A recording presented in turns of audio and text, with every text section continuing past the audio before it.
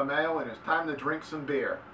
Today we're drinking Haverhill Brewery Leatherlips India Pale Ale. Now, I've never heard of Haverhill Brewery, don't know anything about them. We're going to go ahead and give it a try.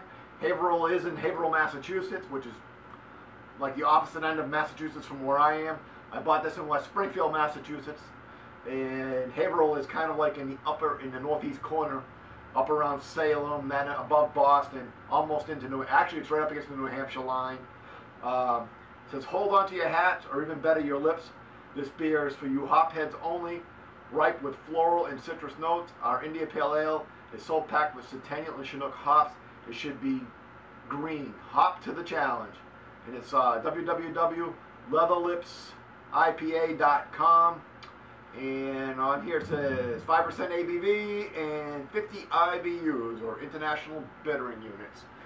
And we got Miss Leatherlips right there. No editorial comment from me on that. Let's go ahead and give it a crack and give it a pour.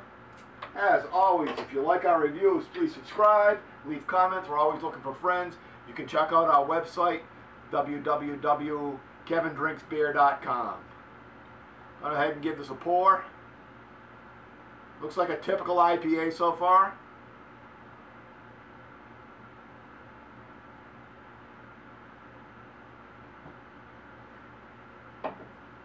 And it's kind of more of a yellow than orange, but it is orangey. So it's like a dark yellow, fair amount of carbonation. It is hazy. IPAs are not usually bottle conditioned, and it doesn't say anything on this about it being bottle conditioned. But it is a little bit hazy. I said, small, bright white head on it. Let's go ahead and get the aroma test. Very, very, very florally, citrusy. I'm really getting something sweet there, a tangerine or an orange.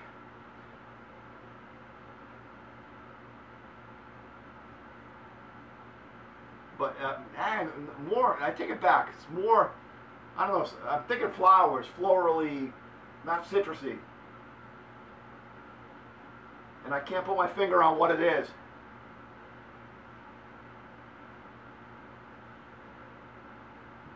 I do get a little bit of citrus in the back notes on the aroma.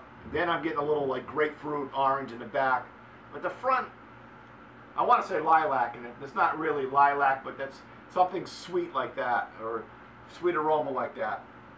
Let's go ahead and give it a taste.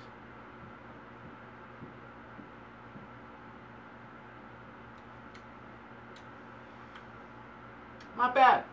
Not bad at all. Pretty, and this is going to sound bad, that's kind of a generic IPA.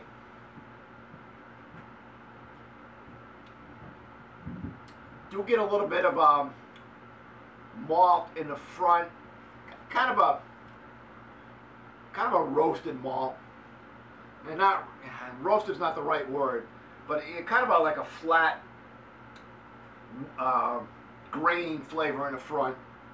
So I'm saying you get the malt flavor. It's not the sweet malt that you get sometimes, but kind of a flat malt, almost like the malt more you'd get from a dunkel. And it's just a hint. It doesn't taste anything like a dunkel.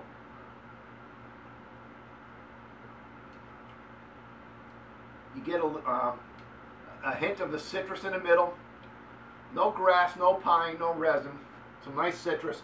You get a real strong back of your throat bitter aftertaste, which I'm surprised it's 50 IBUs. I would think it might be a little higher than that.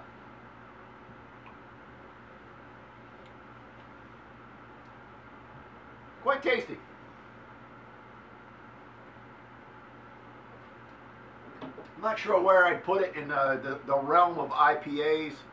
I mean, it's not a double. Again, it's 5%, so it is quite drinkable, quite sessionable. At 5% IBU, I mean 5% ABV. Might have to edit that. And then, but it is quite a strong bitter aftertaste. So if you're not used to IPAs, you're gonna really taste that. quite refreshing. I mean, I was actually out mowing the lawn a few minutes ago. Quite drinkable. Like it a lot. Is it a great, gonna knock off all the other IPAs in the world? No. Is it better than some I've had? Definitely. Rating wise, I'm not sure. I'm gonna drink some more.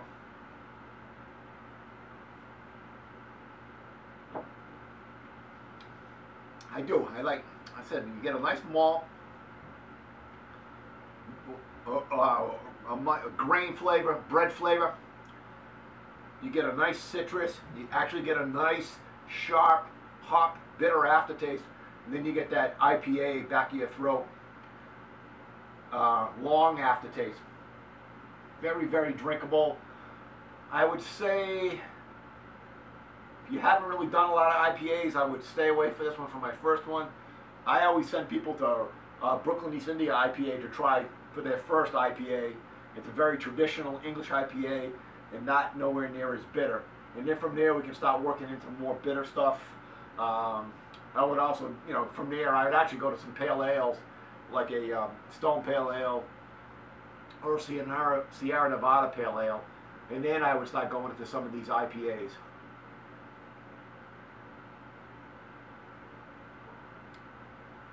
I'm going to say an 83. 83 out of 100. Quite drinkable, quite sessionable. Never heard of Haverhill Brewing.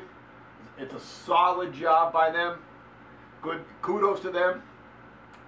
So until next time, keep drinking.